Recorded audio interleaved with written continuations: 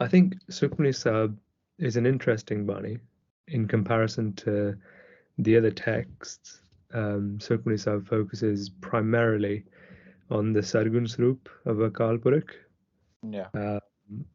There's two, obviously. There's the Nirgun, which is the Akal Purakh, which is the formless, the infinite. But Sukhmani Sahib deliberately, I think, focuses more on something that we can, as humans, perceive, touch, feel, experience, and highlights that, a human can become one with the Akal Purakh, can become one with the Nirgun Swarup. After this transcendence and becoming one with God, Sukhmani Sahib or Sadhguru Arjan Dev Ji refers to this person as becoming a Sadh or a Sant or a Satguru. And I think that's why I wanted to start with this, because it's so different in that way. Akal Purakh has human features or is a human. That's Satguru in hai. And then they refer to their direct guru, the one that they probably spent most time with, like the Gurudev. So Gurudev's got more of a connotation of, they've all got connotations of teacher, but Gurudev is more sort of a teacher that met physically, maybe. The other thing is where it says Kal Kales. Now, what do we think Kalesh is, or Kales? And I'd say it's almost conflict. Yeah.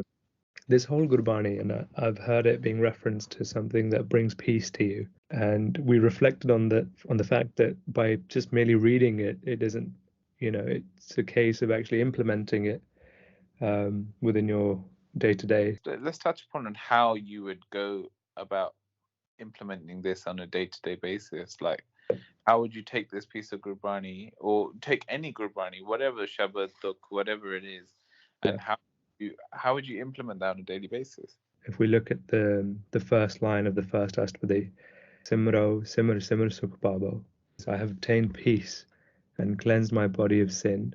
This element of remembrance, we spend our daily lives remembering maybe a painful past. Maybe we worry about something in the future, and our mind is sort of meditating on this worry, or meditating on what could have happened, what should have happened, what didn't happen, what did happen. Gurbani exists to break us away from all of these people that you have an expectation on. And Gurbani is calling us to action, to actually remember or contemplate the true giver. And as we read down with Sukhmani Sahib, Sadhguru Arjan Dev Ji will make references to who the giver is. And if we don't appreciate that, and we continue to attach our desires and expectations to friends, families, partners, then we're destined for pain and sorrow. It's sort of really black and white in that sense. Where you go and you spend 8 hours a day, you're interacting with people all day long, not just talking to your family, you're also, your work colleagues become like family, your school friends, you know what I mean, with these different people. And if somebody is saying something negative, you will immediately pick up on their negativity. You'd repel it more because you understand your foundations, and I think this is what Gurbani gives you. Your foundations will be so solid that you process what somebody has said, but you don't actually give an output, because you just think, okay, garbage, and not so much garbage out. You know what I mean? In Japji Sahib, Sache Paatshah Ji writes, "Moh ke bolan boliya, jit sun tare pyar." Yeah, wow. And the translation, or the way that I understood this, is, what can I speak from my mouth that upon hearing will induce love inside of me? And Sache Paatshah Ji answers this question, Amrit Vela Sachanao Vadiyai Vichar. And the answer to this question is Naam. Naam is the one thing that when you speak and you hear it, and it's important to hear it, that you can experience love, or produce this feeling of love inside of you. And it goes back to the point that you made earlier. If you are going to spit out negativity, then that's going to be your world perception. We were talking a couple of days ago about perspective and lens, and literally, I wear glasses, so it's imagine just putting that lens of beauty inside your glasses, where you're looking at something and you actually think, oh wow, okay, that's pretty cool. If we take Sadhguru Jagdish Singh Ji's one of their Upadesh, where they're talking about somebody who reads, I think they were a communist person, if I'm not wrong, and they read their communist kitab, such Pashi says, communist book every day to see how much am I aligning myself with these rules. And then Yeah. in the same breath, such Pashi said, okay, how much do we read Gurbani, read Japji Sahib, and see how we're aligning our lives with Gurbani in the same way. And I was thinking, when we read Gurbani, I mean, a lot of the times, if you're late for work and you got to just quickly think, all right, I'll smash out a Japji Sahib. You know what I mean? it's literally that we sit there and we just like, yeah, Konkar Satnam Kar, and you like almost doing it as like a really like you're on the fast pace on a treadmill or something. Yeah. I can just imagine that, all this stuff that we've got or has been handed to us literally on a plate. Yeah. That, our gurus have given us, or, bhagats, bead, or whatever it is they've given us, literally handed it on a plate. There was a story of somebody I was listening to where they had been living through depression for 20 years. And it was until they actually picked up a gutka, decided that they were going to read it with actual intent and listen to what they were reading, that they discovered that the Almighty who's created me exists within me. And this Almighty is Nirbhav, he is fearless. And he is Nirvair, he has no enmity with anybody. So if that Almighty exists within me, how do I bring that out? There's a wonderful example within Sukhmani Sahib. It's Prabh ka Simran Dukh Jam Nasa.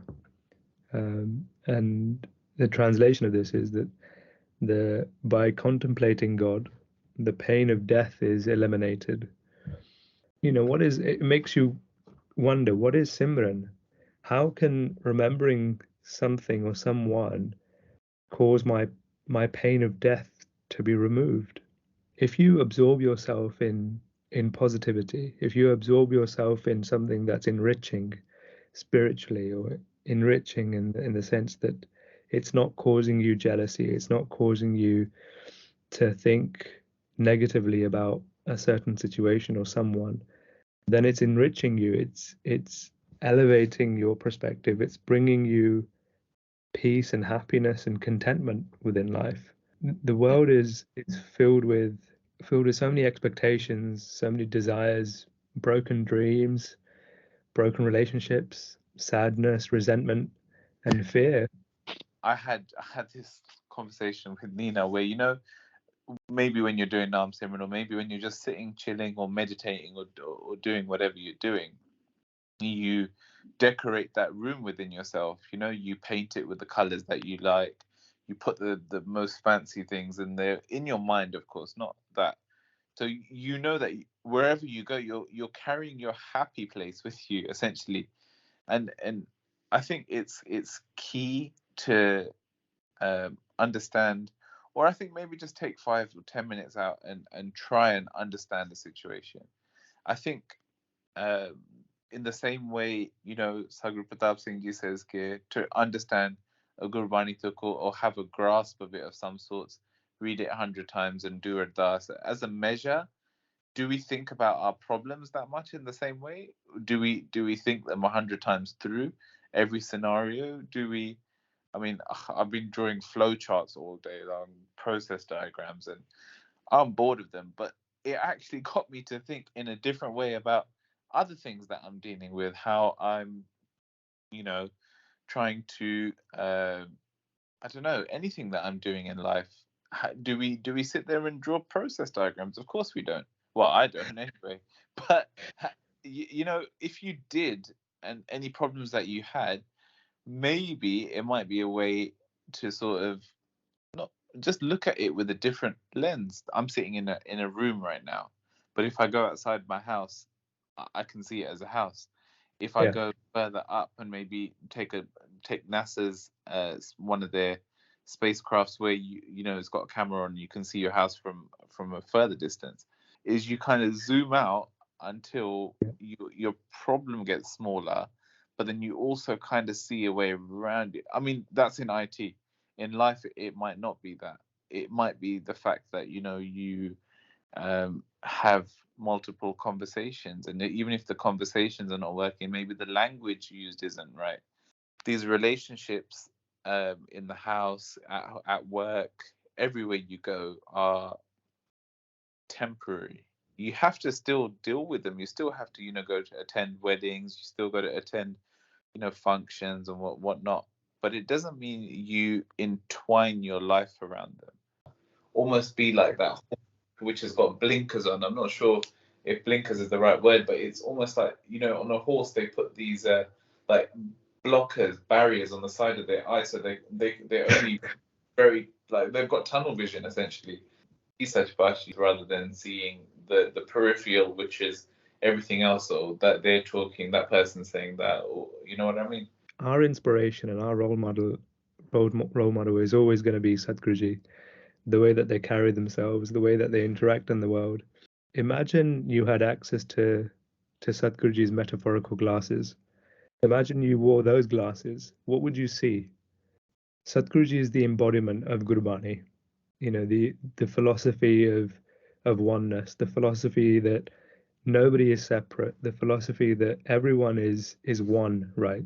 If we wore the glasses of somebody who is one with that Gurbani, how would we see the world? Would we see the world with different names, different castes, different colors?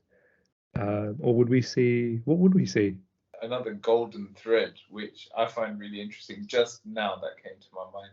Every time such by so Sadhguru Uday Singh Ji has come and had a dara in the UK and given us darshan and stuff, I'm pretty sure every dara, one tuk always comes up, and it's not Yeah.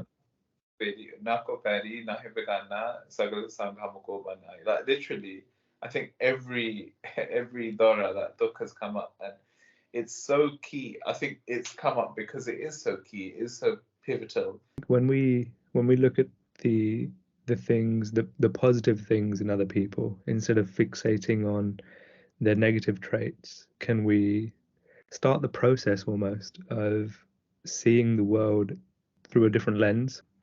It's when we say that, you know, this person has these issues with them, has these negative things about them.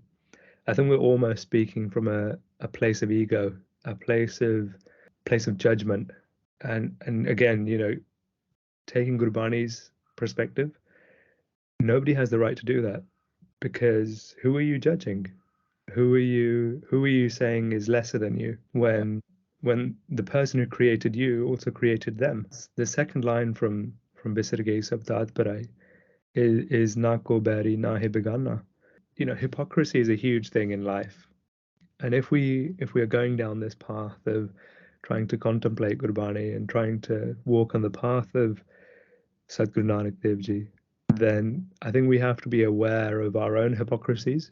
Gurbani gives us an avenue or a framework that we can use to rewire our minds.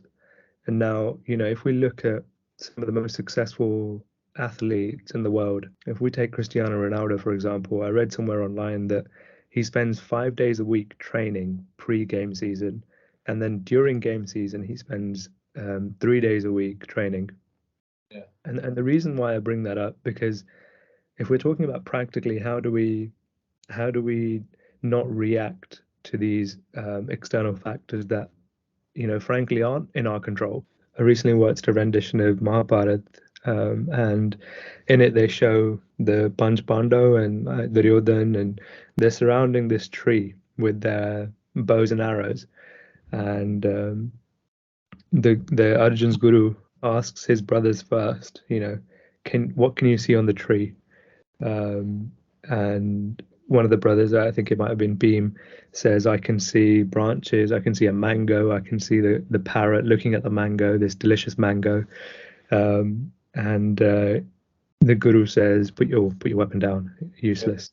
And then he goes on to the next brother, and again, you know, he's describing this beautiful tree, describing this wonderful parrot, and he's told to put his put his arrow and bow down. And then he finally comes to Arjun and he asks, "What can you see?"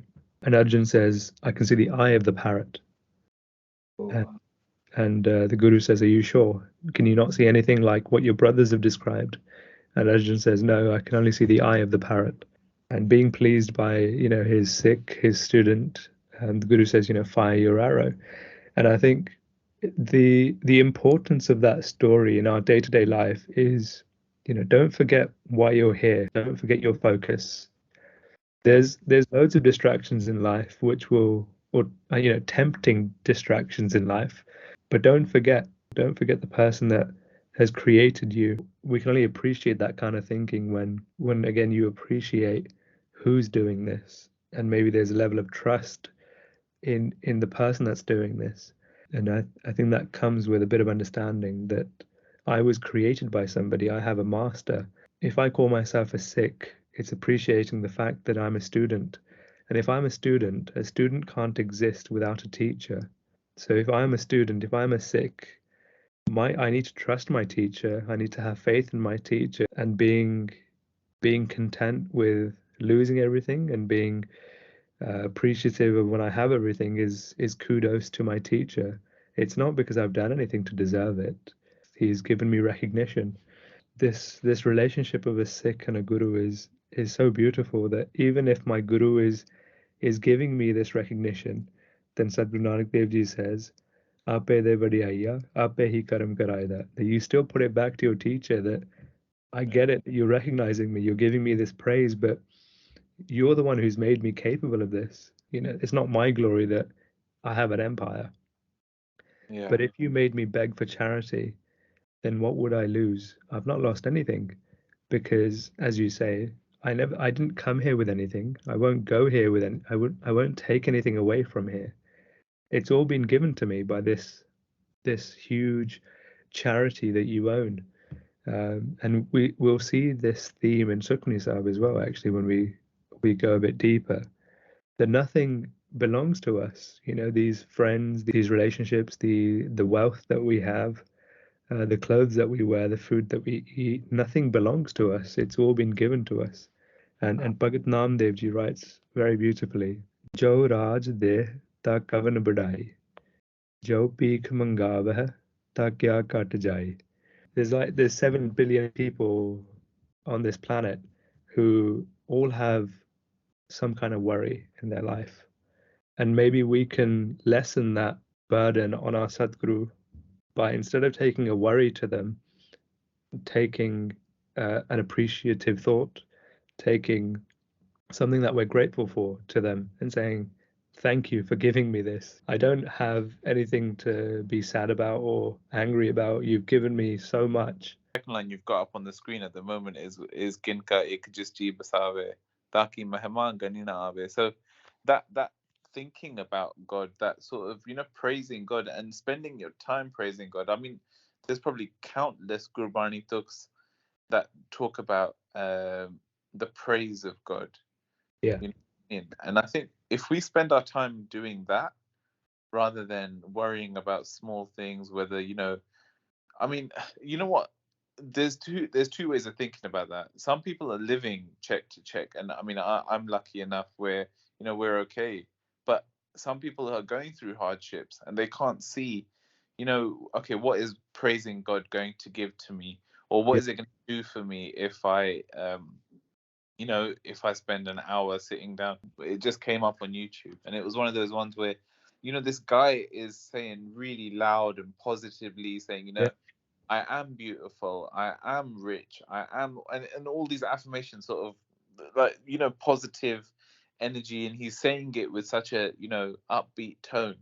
Your mind is always running around everywhere else until you don't tell a monkey to sit down, monkey being your mind.